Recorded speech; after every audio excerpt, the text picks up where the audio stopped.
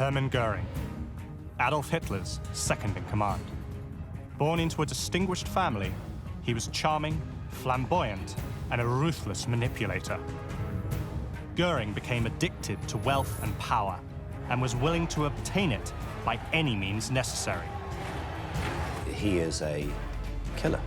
He is a murderer, and he seems completely fine with that. Most people from my generation don't understand how over 70 years ago, a small group of Nazis could start a war that killed 60 million people. I want to find out, and to help me, I'm going to use playing cards. Today, they're used by both the military and law enforcement to help identify their targets. But nobody has ever put together a pack of cards for the most notorious group of killers in history. Working with experts, I want to know where each of these Nazis rank in the hierarchy of evil. My name is James Ellis. This is Hitler's Most Wanted. The thing that sets Göring apart from the other sort of leaders of the Nazi regime was the fact that he was a legitimate First World War fighter ace. He hadn't just served in the front lines, but he'd actually been extremely good at what he did. There's no doubt if the Third Reich had never happened, Göring would now be remembered as a bona fide German hero, and we wouldn't be talking about him in terms of evil. He was a decorated, dashing man of action, and that explains his success in World War I, his adulation, and it also explains his attraction to Nazism. I think there's sometimes a danger with Göring that we focus on this sort of larger-than-life character, but behind that lies this really nasty individual. But he's got grandiosity combined with a glib superficial charm, conning, manipulative nature, a certain level of cruelty underlying everything. Once you put all these characteristics together, that is getting much closer to what we would consider to be a definition of psychopathy, of the psychopath. So how did a revered fighter pilot of the First World War become a psychopathic war criminal in the Second? I've come to Germany to find out. So what is this aircraft? This is an Otto biplane. I'm meeting with Joshua Fink, a curator at the Flugwerft Schleißheim Air Museum just outside Munich. I want to find out more about Göring's life as a pilot. Göring started his Air Corps flying career in a reconnaissance plane, just like this one. How dangerous would it have been to fly one of these things then? Well, first of all, quite dangerous because the covering is only cloth. A special cloth made and painted with a special glue. The problem is that this glue is not very long water resistant. Okay, so it could fall apart, you mean, if it rained? Yeah. I couldn't imagine how brave you'd have to be to actually fly one of these things. I mean, I feel like I could almost put my hand through it if I pressed on this hard enough. Göring had first enlisted in the infantry. He soon realized there was little glory in trench warfare and managed to transfer himself to the Air Corps. You've got to remember quite how scary it was being a pilot in the First World War. You know, it was an incredibly primitive form of warfare, incredibly risky. The death rate was appallingly high on both sides. The planes were so hard to fly that more pilots died during training than in combat. But combat itself was extremely dangerous. In essence, this was the dawn of the dogfight. If this was in a combat situation, you'd have people shooting at you, and I could see how easily that would be for this thing to come crashing to the ground if it was hit by anything. It has been their duty to fly and to go into combat. And on the other hand, I think that they have been brave and a little bit crazy. You know? Yeah. Yeah, I definitely could not have done that. No. Flying reconnaissance was very high risk, but it didn't provide the honor and adoration Göring craved. He wanted to be seen as heroic, and distinguishing himself militarily would be, he thought, a way to garner that honor and that level of distinction. The way to gain distinction was by killing the enemy. So Göring transferred to a fighter squadron. Even a severe hip wound didn't keep him out of action for long. War suits some people. And Göring is one of those people who feels very at home on the battlefield or, you know, on the battlefield in the sky. He loves showing off, he loves being brave. You know, I think he really enjoys war. That's just part of his personality type. What I'm looking for is an aircraft that Göring flew at the end of the war, and I understand you have one here. It's just around here at the corner. It's a Fokker D7. Ah, this guy. Yep. Near the end of World War I, aviation technology had advanced by leaps and bounds. So this is Top Gun 1918. Yeah, something like this. Wow. Wow, how technology's changed. The Fokker D7 was the most advanced plane of its day, far superior to what the Allies had. But pilots still had to be superb multitaskers. You was moving, and you had to shoot at a moving target in the air, doing a lot of other stuff. Yeah. Because you're not only shooting in the air, you also have to handle your gas, your flaps, your wings, everything. You're being shot at by other people, and then you've got to get within meters of a target with this aircraft to then have a chance of shooting someone down. Yeah, that's it. This is crazy enough for everyone. It's crazy, but it's incredibly impressive. First World War pilots were known as Knights of the Sky, and for good reason. They were incredibly brave, and they also had this chivalric code that respected each other. But also, they valorized and glamorized themselves. The fact that Göring managed to shoot down 22 enemy aircraft with this type of aircraft and earlier technology, that really tells me that he must have been a legitimate war hero. If you want to call him hero or whatever, he has been an absolutely skilled pilot. Göring's skill and daring was officially recognized. He became one of Germany's most decorated military men. But the medal he's proudest of and always wears around his neck is pour le mérite, for merit. It's the highest German honor you can be awarded. And anybody who's got that medal is kind of like a celebrity, a rock star, film star of their day. You know, it shows utmost bravery.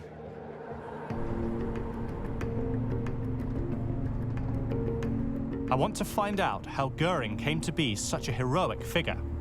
Where did his bravado come from? I'm in Bavaria in southern Germany, on my way to his childhood home. Göring was born in 1893, and his upbringing was anything but ordinary. I think this is it. Oh, check this place out. This is Castle Feldenstein, believed to be almost 1,000 years old, where his family lived until 1913. It's like a proper medieval castle. I feel like I've been transported back in time to the Middle Ages. Oh, it's just magnificent. I half expect to see an archer leering at me through one of the arrow slits, or even a man-at-arms in full armor up on the battlements. Wow. I'm meeting with historian Robert Giersch, who can tell me about Göring's time here. What would it have been like for Hermann Göring to grow up here? Ich denke, dass die Burg, dass die Wirkung der Burg als mittelalterliches Machtsymbol, dass ihn das fasziniert hat. Diese kühne Lage der Burg auf dem Felsen über dem Tal, das hat ihm sicher gut entsprochen. Here, Göring played at being a soldier in battle. His family didn't actually own the castle, but from an early age he believed he was someone special. Göring, unlike many other senior Nazis, actually came from a distinguished background. But it was a family with a distinguished background that was maybe temporarily embarrassed. And so they often lived on the largesse of Göring's godfather, Hermann Eppenstein. Eppenstein also carried on an affair with Göring's mother.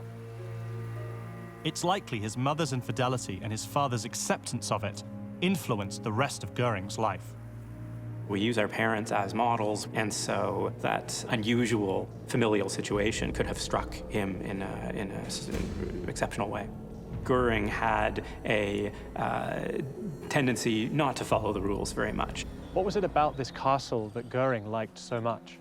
Gelände als, ja, vielleicht hat er sich als kleiner Burgherr gefühlt, war dann auch etwas Besonderes unter seinen Schulkollegen und mit seinen Mitschülern, die da unten im Tal wohnen. Das hat ihm wahrscheinlich auch einen besonderen, ja, Status verliehen. Göring's time at Castle Feldenstein shaped his idea of what a suitable style of living was or should be for a man of his station. I think it's absolutely fascinating that one of the most powerful Nazis grew up in a beautiful medieval castle. I mean, this thing is stunning, it's grand, it's situated in some of the most beautiful Bavarian countryside. I think being here and just seeing this thing, really, to me, it speaks volumes about Göring the man.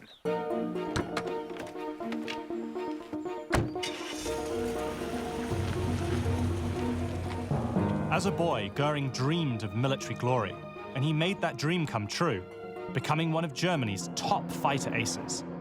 But his glorious war came to a crashing halt when Germany suddenly surrendered. Göring takes the end of the war really badly.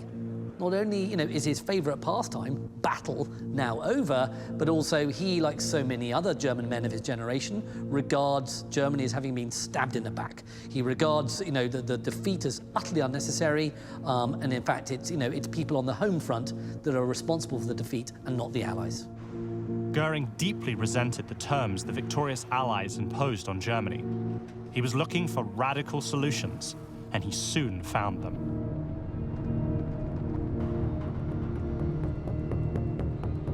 I'm off to the heart of Munich. It's where Göring met Hitler and began his meteoric rise to the top of the Nazi regime. The relationship between these two supremely powerful men was one of the most destructive the world has ever known. People were dying, and fascists as well as communists were marching with guns. Hermann Göring was a war hero and a war criminal. I'm on a mission to find out where Göring ranks in the Nazi hierarchy of evil. I've come to Munich, where his relationship with Adolf Hitler began. Wow, it really is beautiful. Like the space it offers in the middle of the city. I'm here to meet Michael Trammer, a photojournalist who can tell me about Göring's connection to Munich's dark past. He's brought me to Königsplatz, the scene of fascist protests in the 1920s. Why were far-right groups protesting here specifically? This place was used for far-right rallies due to its size. They understood themselves as fighting force against leftists. After World War I, Germany was economically devastated. Extremists on both the left and right were seeking radical solutions. In Munich, you have an attempt to set up a communist state on the Soviet model. And of course, that provokes an amazing backlash from people who are opposed to that form of government and society. It's another level of violence. You actually have guns being fired, people being killed for their political beliefs. For sure, I mean, those were armed fights. People were dying, and fascists as well as communists were marching with guns. It's here that Göring saw Hitler speak. It must have just been this incredibly powerful moment for someone like Göring that was interested in that type of politics. As far as we know, he just encountered Hitler in the crowd, and it must have been a stunning moment for him. So this is where it all began for Göring and Hitler. This place was the scene of a turning point in history. Göring later said of Hitler, "God gave the savior to the German people." Göring finds Hitler attractive because he is a brilliant orator, he clearly, is a man with zeal on a mission, and he seems to have the answers to all of Germany's problems, all encapsulated in this one very dynamic, charismatic personality. Göring, despite being a big personality himself, is completely sucked in and seduced by it. Like many war veterans, Göring was radicalized. We have much to learn about the individual characteristics that lead to radicalization. There is some evidence to suggest that low empathy, high impulsivity, low intellectual resources may contribute to some extent. The individual often has trouble fitting in, is trying to find their own identity. Today, radicalism is on the march again in Germany. So I know you're a photojournalist and you cover the far right. Do members of the far right today or neo-Nazis congregate here still? Yes, this is still a place of gathering because of the historical link. I can actually show you a photo from a rally in 2015. You have the group marching in the middle with their Pegida against the Islamization of the Western world banner. Oh my goodness. Pegida mobilizes through social media. it's drawn crowds of 25,000. One of its leaders once affected a Hitler moustache and haircut. They understand the history. They understand the significance of this place to the Nazis. So there's that connection between then and now, that they do the same sorts of things. It should be in people's mind when they see a picture of Pegida marching down this road, that this is the exact spot where fascists gathered before they took their power. Covering the demonstrations of the extreme right can be a dangerous business. I have been attacked. Just down the road at Carolinenplatz, for example, I was kicked once. So it sounds like intimidation is a major tactic they use. Well, yeah, it is intimidation. I mean, one of their chants is Lügenpresse, which means lying press, accusing the press of spreading fake news about fascist movements. And it is intimidating if you have hundreds or thousands of people targeting you directly as a journalist. That must be really scary. Being aware that it can be dangerous and that you are seen as one of their enemies is important, but I'm not scared doing my job. I think it would be the wrong thing to be scared. That would be giving in for them. Pegida is a far-right group determined to claim Germany for Germans only, not unlike Hitler's followers before them. Back in the 1920s, those followers, like Göring, would seek out Hitler at one of his favorite haunts. And here we have the Haus Neumeier. Ah, so this is the place. Yeah. Dankeschön. Danke. That's good. Buon appetito. Guten Appetit. We're eating pizza and sitting here talking just a few meters away from the place where Hitler and Göring met for the first time. It's really surreal for me to be at the place where quite possibly one of the most destructive partnerships in history started, and now it's this modest pizzeria. After getting to know Hitler, Göring committed himself to the Nazi cause, and Hitler immediately took him in to his inner circle. Göring was important to Hitler in the early days of the Nazi movement because there were certain members of the aristocratic and conservative establishment in Germany who had a lot of disdain for Nazism, but they saw Göring as a Nazi that they could respect and that they could work with.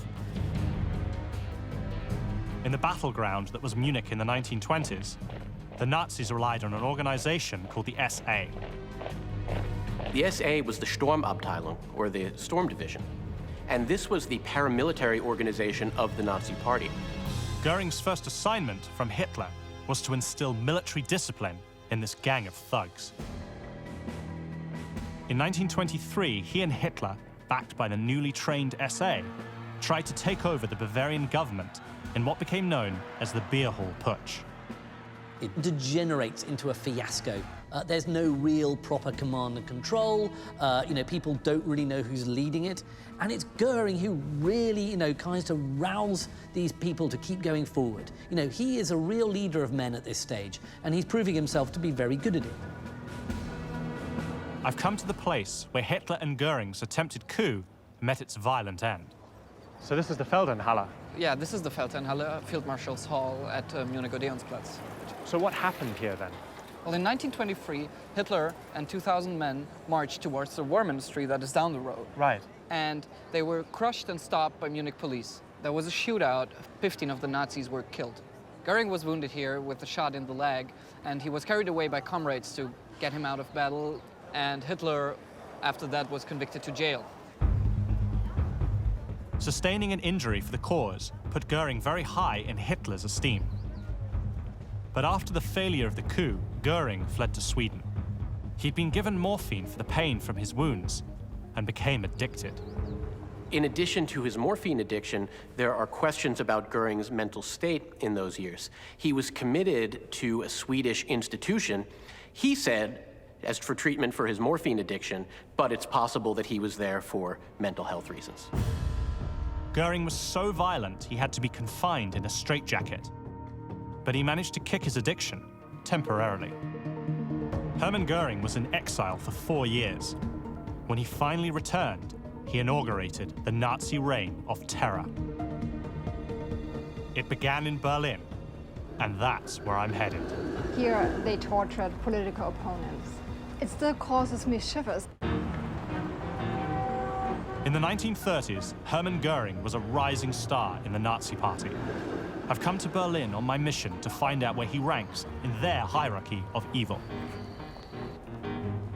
So where are you taking me? So James, we are now looking at the foundation of the headquarters of the Gestapo. I'm meeting with historian Stephanie Fischer to find out how Göring used the feared secret police, the Gestapo, to climb to the peak of power. Well, this part of the building was used as a prison for the Gestapo during the Nazi years. I know that Göring established the Gestapo in 1933. What exactly was it, and why did he create it? Well, the Gestapo became an important tool for the Nazis to destroy its political opponents. They used violence against anybody they felt were their enemies. And the people who were in this prison, they experienced tremendous violence. Yeah. The seeds of the Gestapo were sown in 1933, when Germany's parliament, or Reichstag, was set on fire. Göring was absolutely thrilled the night the Reichstag burned down. Even when it was happening, he turned up, watched the flames, and he knew that this was representing a massive open door for Hitler to, walk through and to take fundamental, total power. He loved it. Just 2 months after the Reichstag fire, Göring created the Gestapo. The Gestapo was trying to rout out anybody who was perceived to be an enemy of Nazism, who represented a threat to the Third Reich. It was a police force that was there to make sure that people, behaved as the Nazis wanted them to behave.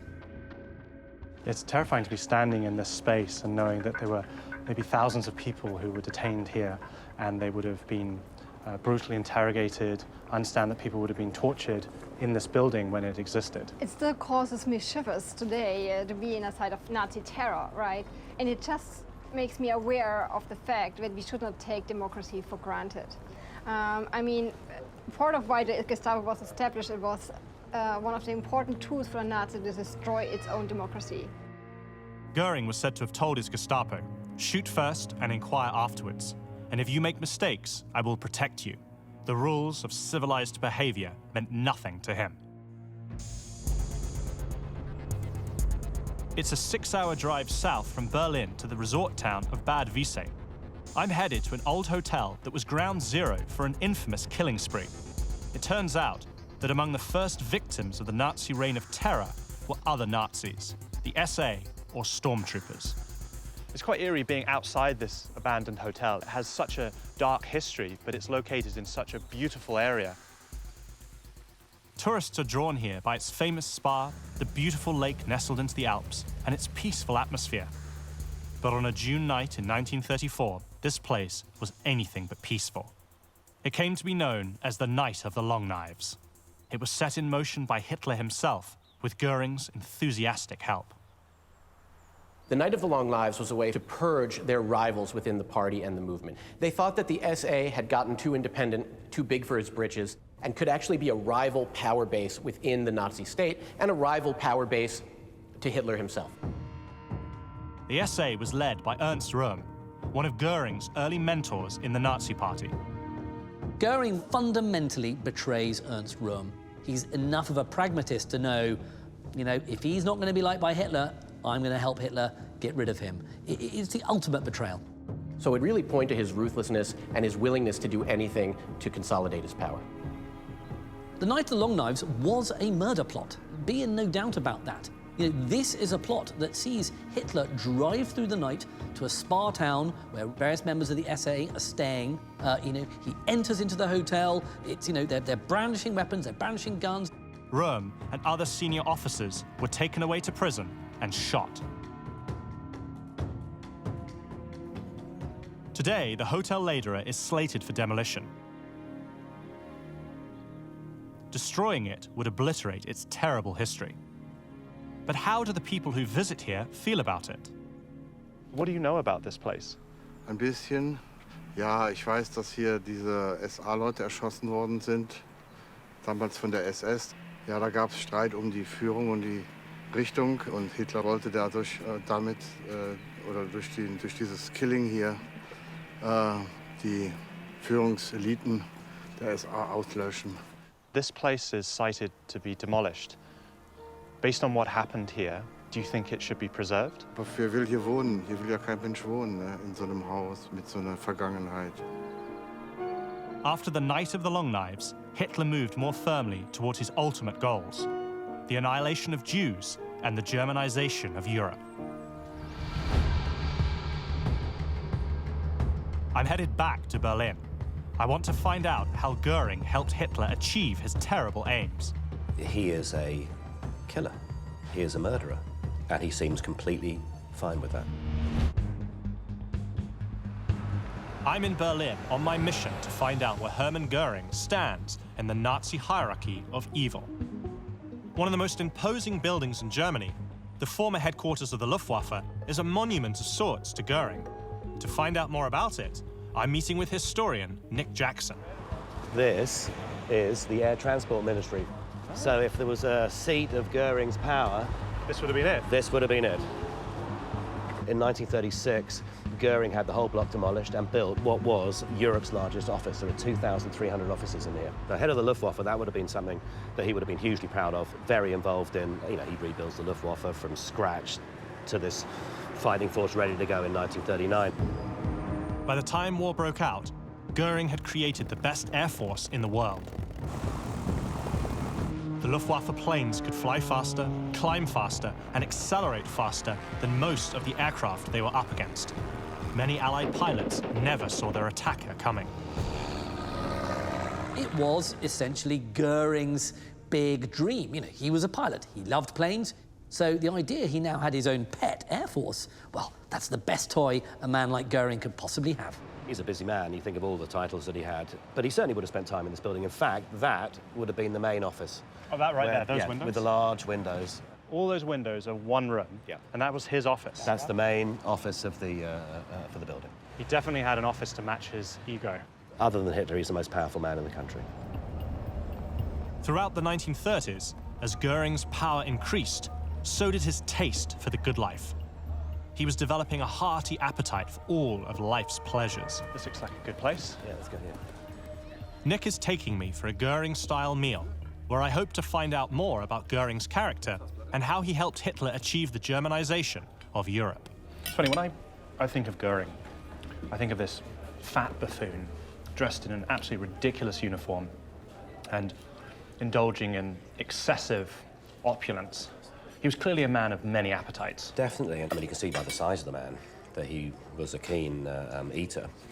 I think that would have been something that was very important in Göring's life. If Göring was sitting here with us now, what would that be like? I think he'd be doing most of the talking, and he would have eaten all the food. He's a very dominating character. I mean, it's all about Hermann. He wanted the attention. Like you know, sort of standing on top of the mountain, and higher than everybody else, and everyone would look and think, that is a great man. He takes vanity to a whole new level. Definitely, definitely. I think it's probably fair to say that in every aspect of his life, he was extravagant and boastful and completely over the top. But also perhaps the most likable of the Nazis. But always in the background, you've got that cold murderer, a man who is deeply involved with horrendous Nazi crimes. The crimes against Jews are the most well-known Nazi atrocities. They began in the 1930s, when persecution of the Jews was official Nazi policy. Before the Holocaust, there was Kristallnacht. Kristallnacht, Night of Broken Glass, was a night of coordinated violence against Jewish property and Jewish people throughout Germany and Austria. Synagogues set on fire, stores looted, and people rounded up and sent to concentration camps. Göring, with his boundless greed, did not actually approve of the destruction of property. In fact, with Kristallnacht, he would have preferred killing more Jews, but preserving some of the valuable items and objects and buildings. He actually told the Jews that they should pay for the damage themselves. I mean, that shows you quite how revolting a specimen he was. Kristallnacht was only the beginning. Göring was responsible for the order to organize the practical details of the Holocaust. In 1941, Göring signed a memo authorizing the coordination of the so-called final solution to the Jewish question, the systematic extermination of Jews. Göring's memo authorizing the coordination of mass extermination is a huge step of the development of Nazi policy from persecution to genocide. The Holocaust has many fathers, but Göring is one of the most significant of all these figures. What's so sort of especially hateful about Göring is that he's not a kind of virulent anti-Semite at heart. He's carrying out anti-Semitic policies in order to advance his own political career. The fact that he would be willing to be a part of these atrocities simply for personal gain is truly terrifying. I feel you could be almost disarmed by Göring's eccentricity, that he's this larger-than-life character. He's involved in all these ridiculous excesses, but he was an evil man. He is a killer. He is a murderer, and he seems completely fine with that. Göring's willingness to do anything for Hitler made him indispensable. But in 1939, Hitler revealed that he planned to invade Poland, and Göring tried to talk him out of it. Why was he so against Germany starting the Second World War? If Germany loses, he loses all of the power, the houses, the uniforms, the glory, the medals, the position that he'd worked so hard and so ruthlessly to achieve. The most important thing for Hermann Göring was Hermann Göring. Hitler ignored Göring's views and declared war, but named Göring as his eventual successor and Marshal of the Empire. It was the latest in a long list of titles Göring accumulated. He collected them like others might collect autographs. The more, the better.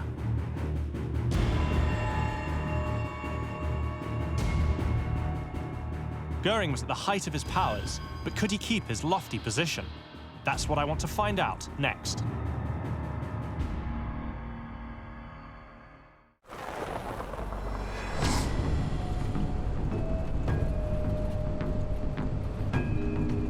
I'm 70 kilometers north of Berlin, inside one of Europe's largest nature reserves. It used to be the site of Carinhall, Hermann Göring's vast country estate.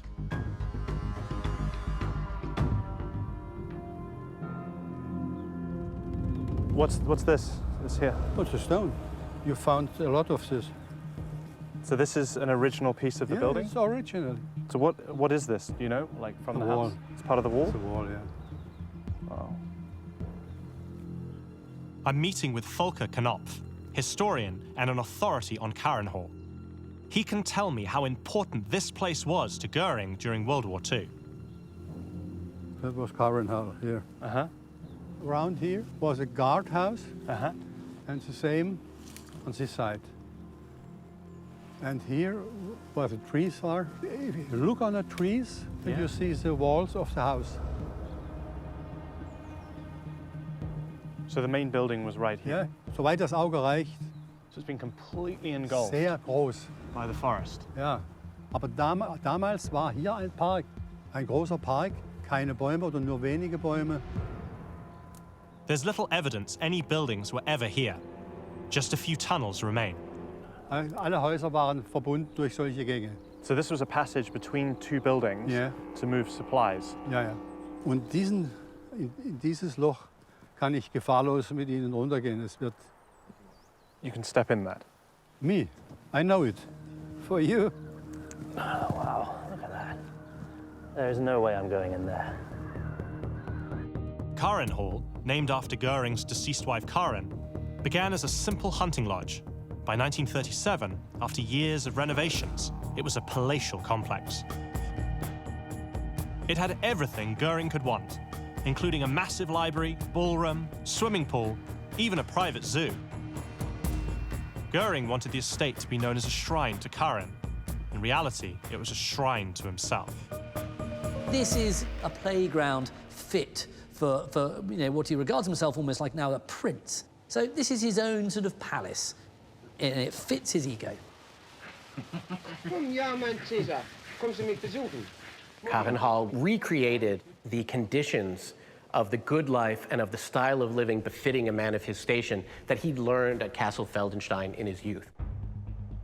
He held parties there, he entertained foreign dignitaries there. It was really where he lived an extravagant, opulent life. Carinhall was crammed with art masterpieces, looted from occupied Europe, one of the grandest private collections in the world. It was also his unofficial office, where his staff would come from Berlin to get their orders. What do you think about Göring? War das joviale Gesicht des Nationalsozialismus. Aber konnte heute oder in dieser Minute die Wange seines Kindes und eine halbe Stunde später konnte ein Todesurteil unterzeichnen. Das war Göring. Hatte viele Gesichter. The beginning of World War II was good for Göring. The Nazis scored victory after victory with his Luftwaffe leading the charge. Then came setbacks. It was Göring's job to destroy the British Air Force, the Royal Air Force, in order to make way for the German invasion barges and then the overall invasion of the British Isles. Now, this never happened because the Luftwaffe failed at their job and the RAF managed to outwit Göring. It was a terrible failure for him. Göring had solemnly promised Hitler no bombs would ever fall on Germany. The other big failure of Göring and his Luftwaffe is the fact that the RAF managed to bomb the Ruhr, Germany's industrial heartland. Göring, one of his old fighters, has now failed him twice. This actually is the beginning of Göring's slide into, nothingness in the Nazi regime.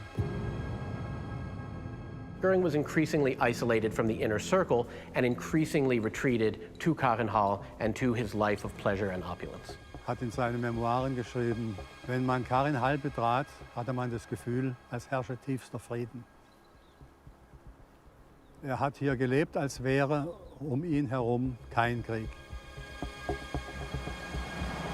Göring was still trotted out on ceremonial occasions, but even that rankled his Nazi colleagues. Joseph Goebbels wrote, "Bemedaled fools and vain perfumed fops have no place in our war leadership. It's effeminate behavior given the current situation." Towards the end of the war, as the Reich starts falling apart, well, so does Göring. And he retreats into his own sort of kind of make-believe world, stuffed with looted and plundered art, complete with all sorts of baubles, a chest full of medals. I mean, he cuts an absurd figure. And also, he's hopelessly addicted to drugs. Essentially, what you've got is a fat, drug-addled, dipsomaniac, who has lost any respect. But Göring still harbored delusions of grandeur.